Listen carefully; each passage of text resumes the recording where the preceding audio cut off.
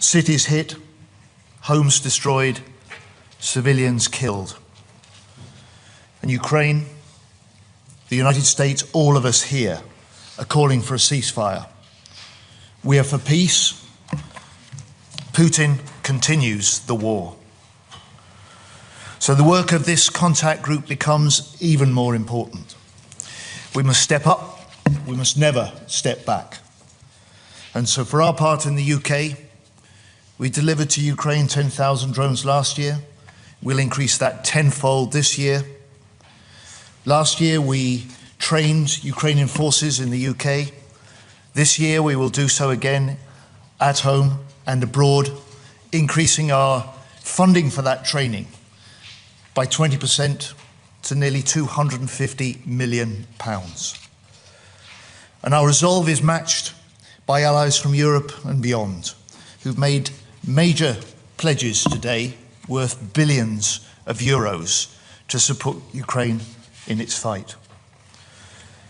President Zelensky and Minister Umerov leave this meeting knowing that we stand with them, knowing that we will stand with them for as long as it takes. Peace through strength is what President Trump calls for. The strength comes from the support through this UDCG. And so we send a message today also to Moscow. Ukraine is strong. It has many friends. Its friends stand with them. Thank you.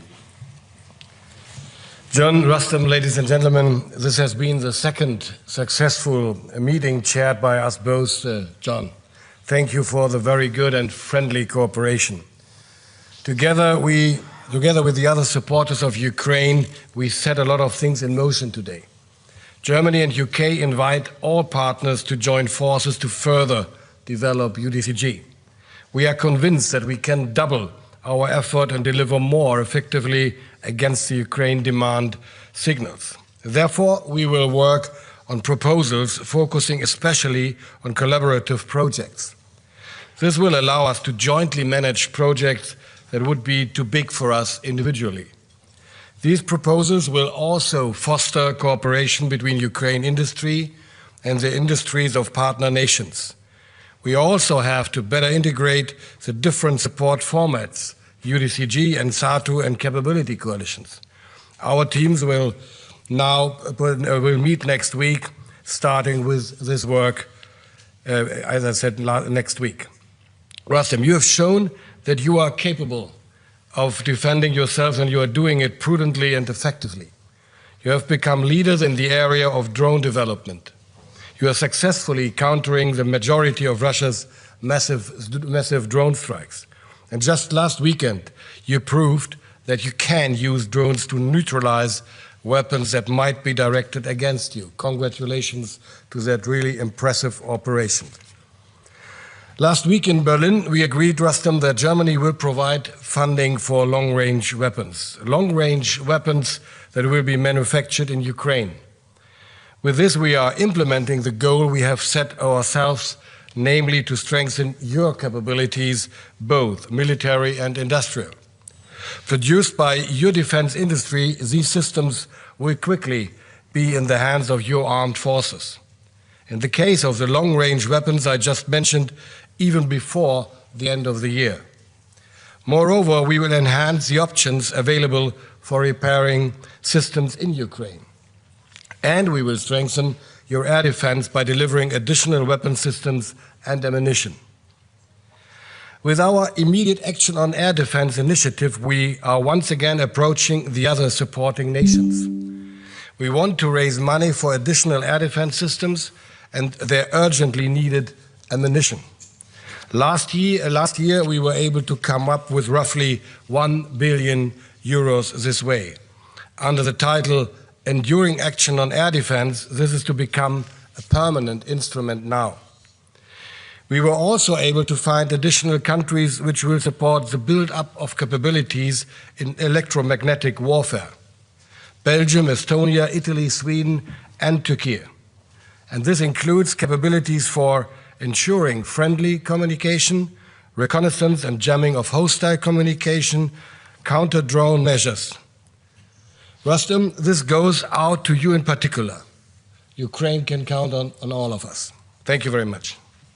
Thank you. Dear colleagues, today we held the 28th Ukrainian Defense Contact Group meeting.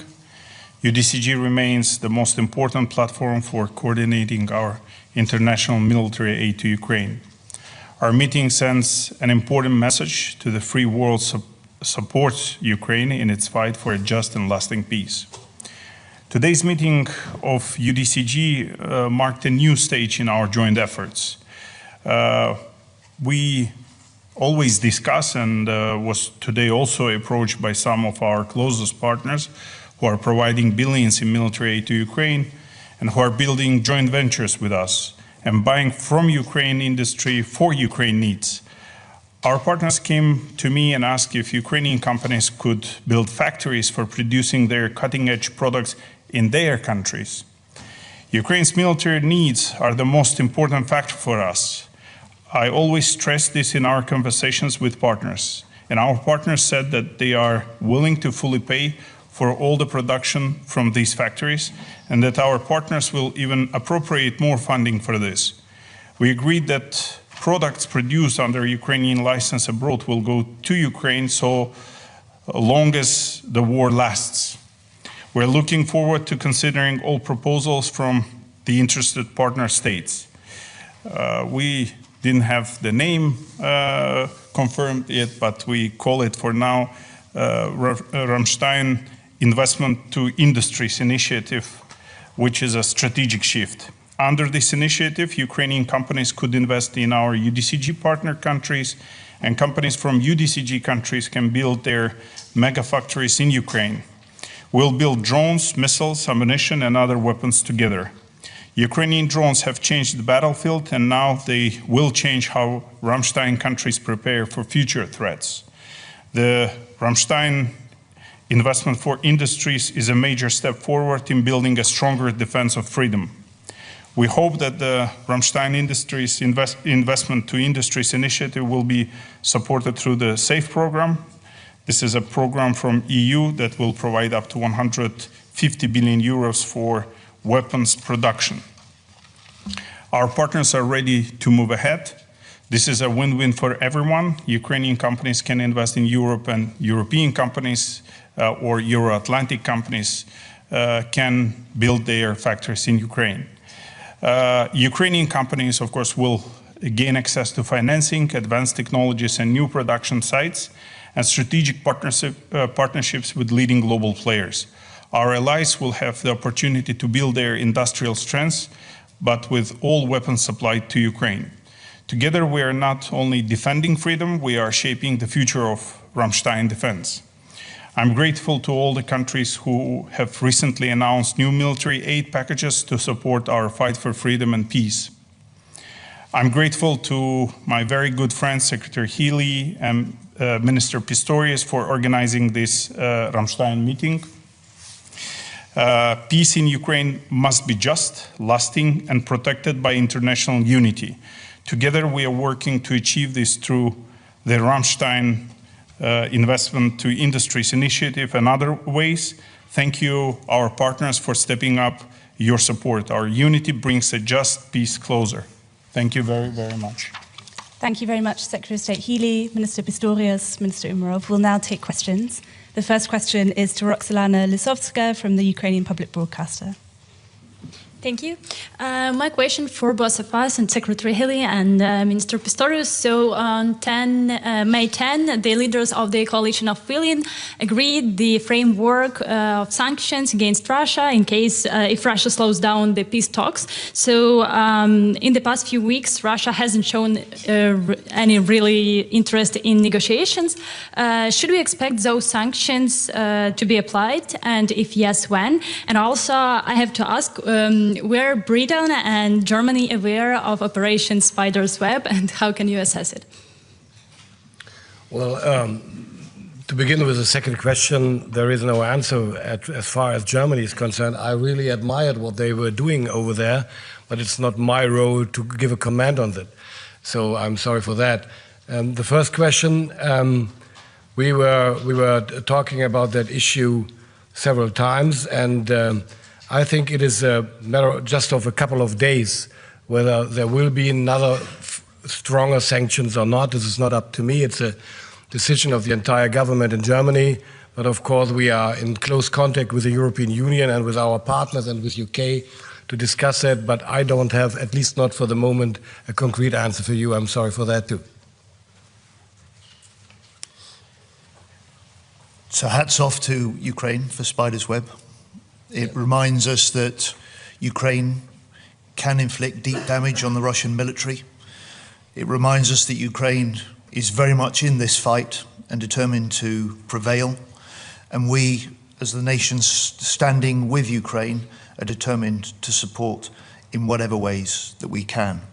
And on the coalition of the willing and the announcement of sanctions, it's quite clear that this war must end in the end at the negotiating table and not on the battlefield. It's why President Trump's ceasefire initiative is so important. Putin has talked about peace, but shown he's unwilling to negotiate. And so more pressure must be brought on Moscow to come to the negotiating table, to negotiate seriously, because Ukraine has demonstrated it stands willing for peace. US is trying to lead those negotiations, and we as nations supporting Ukraine will do everything we can to help that process. The second question is for Johnny Beale at the BBC. Thank you very much. I know Pete Hegseth did not turn up for this meeting, but he is expected to arrive tonight. We are told by his ambassador to NATO that he will come with a very clear-cut message, and that is that, in his words, every ally must commit to investing at least 5% of GDP on defence and security, starting now. I'd like to ask Secretary Healy, I mean, you haven't even been able to give a clear-cut commitment on 3%, so are you worried you're going to disappoint your US allies on this? If I could ask Minister Pistorius, when will Germany commit to 5%, and by when? What sort of timetable are you looking at, if you even can meet that? Mr. Umerov, if I could ask you, sir, I think we've been told that Ukraine will be represented at the NATO summit in The Hague later this month. Can you tell us whether President Zelensky will be attending? We're not clear on that. Thank you. So summit discussions are for the summit.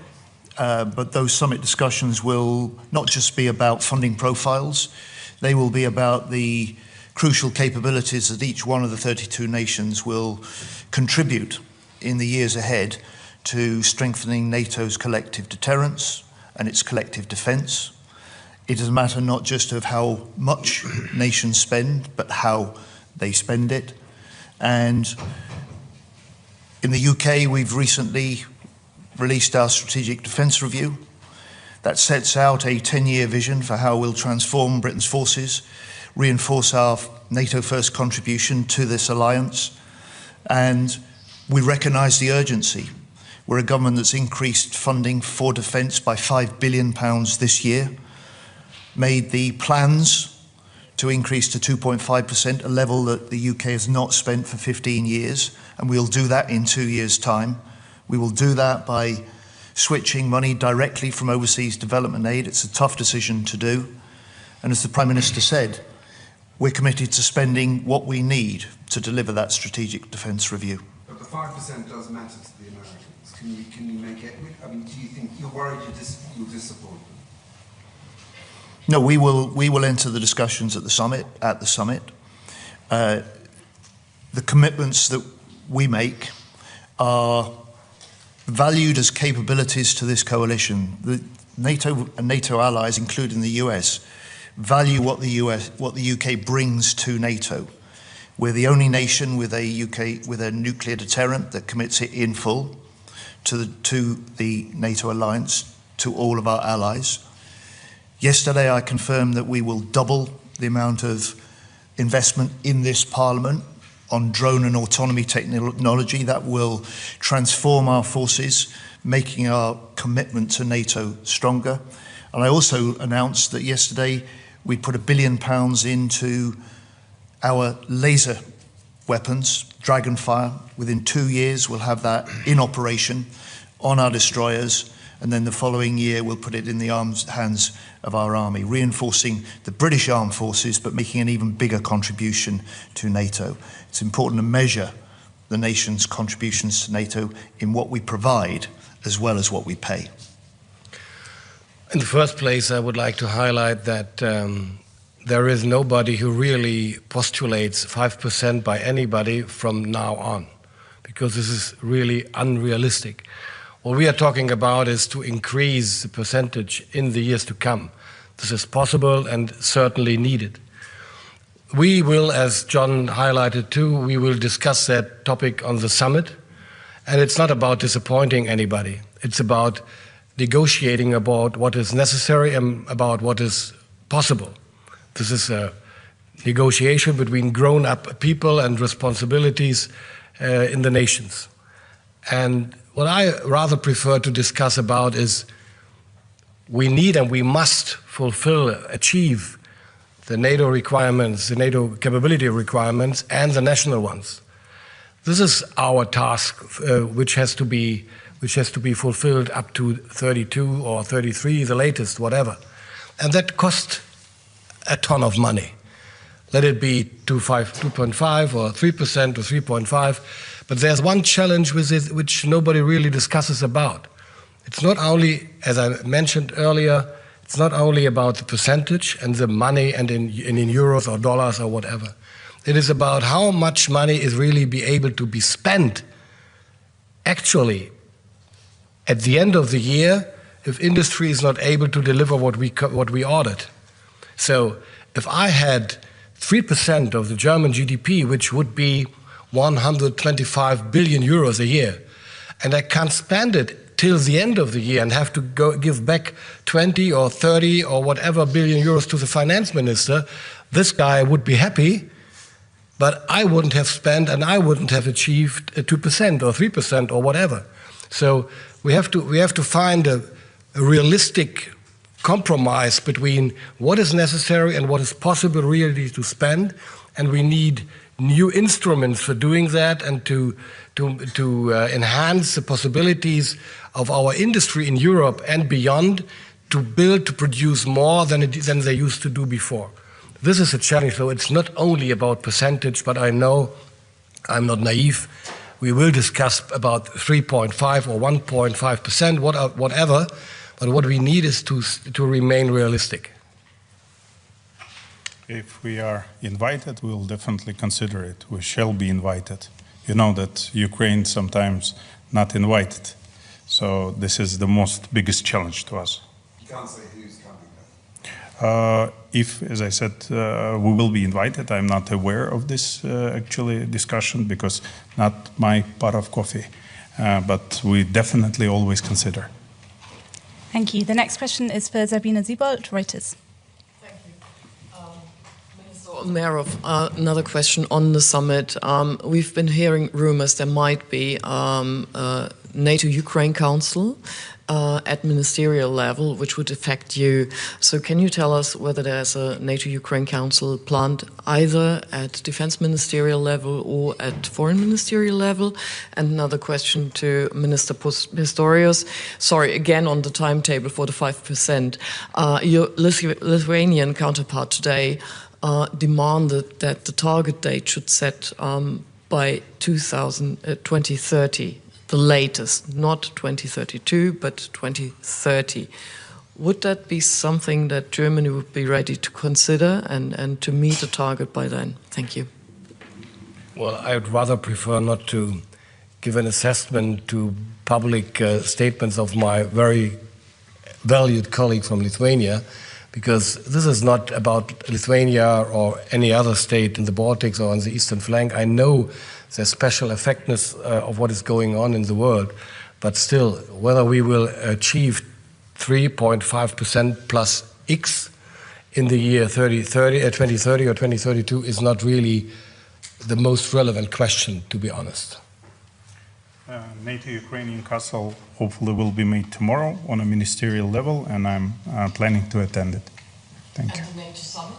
NATO summit, I cannot comment. Thank you. The next question is for Kat Neelan of The Observer. Thank you.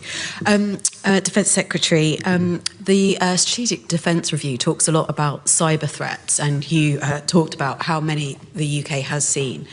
Do you think that we're now at the point where we need greater clarity over whether that type of threat should warrant an Article 5 response? And to the other two ministers, when the Strategic Defence Review was published, there was an expectation that there would be some time for it to be digested in capitals around Europe. Have you had a chance to look at it, and what is your view of that?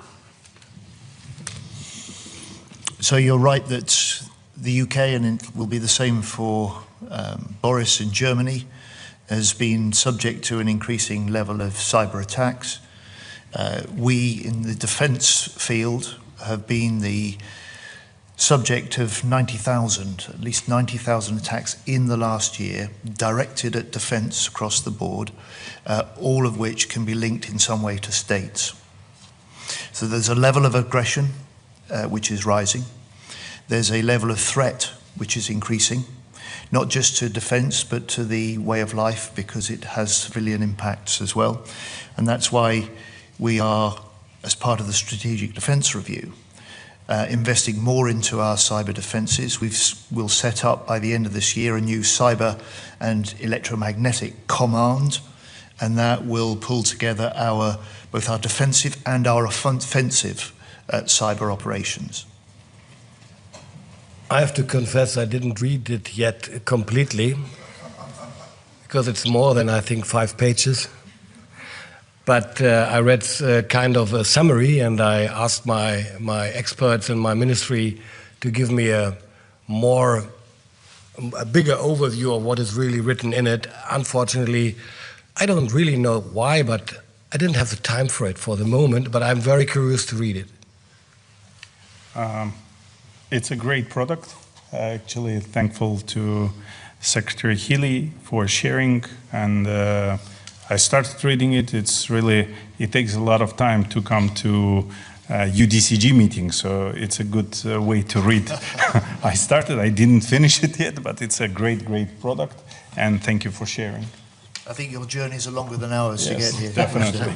But the answer to your question about Article 5, I think you'll find that NATO has already recognised that cyber and hybrid attacks could form the basis of an Article 5 appeal. But they haven't specified how or where that threshold might be crossed. No, but your question was whether it is conceivable that a level and severity of cyber-related attacks could form the basis for an Article 5 appeal, and I think you'll find that NATO has already confirmed that could be the case. Thank you. The next question is for Stefan Israel from Table. Yes, Stefan Israel for Table Media. So to come back on the absence of the US defense minister, I mean, what does this say looking at the support of the United States for Ukraine, for its defense capabilities for the future, looking at the summit also? And then a second question for Minister Pistorius. Can you confirm there were reports that Russia destroyed IRIS-T system, I think, recently, these days? I can't confirm it, at least not at the moment. Oh, look, the American challenge to the European nations is clear. It was there in the first UDCG that the UK convened and I chaired, and that is that it rightly is looking to European nations, and we are leading in Germany and the UK together through the UDCG to step up and do more in our leadership of the support of Ukraine. We have, we are, and we will. And the final question is for Ukraine from Dmytro Shursko. Dmytro Shursko, National News Agency of Ukraine, thank you for the floor. To State Secretary Gili and to Minister Pistorius, if I may. Tomorrow, you will, among the other defense ministers, discuss the new ambitious defense spending. So what is your perception of the idea to channel at least some part of these new defense spending to be approved in GAG to the fixed assistance to Ukraine, to make that assistance more predictable. And for Minister Umerov, if I may. We know from the media report that China sharply reduced the export of components of FPV drones, not only to Ukraine, but also to European partners, so that to reduce the production of this kind of equipment. Had the front line felt that kind of development? And is it possible to fill the gap using the Ukrainian industries and maybe potential and capacity of the European industries also as well? Thank you. I'm sorry, it's my fault, but I didn't understand properly your first question. My first question was that do you accept the idea that the certain part of the new defense spending in each and every country could be channeled to the assisting Ukraine? For instance, 0.25, 0.1, and so on percentage. Thank you. Up to now, that was not a topic of the discussion. I don't know whether that is foreseeable for the summit or for tomorrow. But of course, we are doing everything we are able to do, what we proved today another time, to support Ukraine with whatever we can achieve and how long as it takes. So the focus of the discussions I have with Minister Umerov, and I'm sure it's the same with Boris, the focus for our discussions at the UDCG here are, what does Ukraine most need? What is our plan together for 2025? And how quickly can we, as the nations standing with Ukraine, supply what is needed?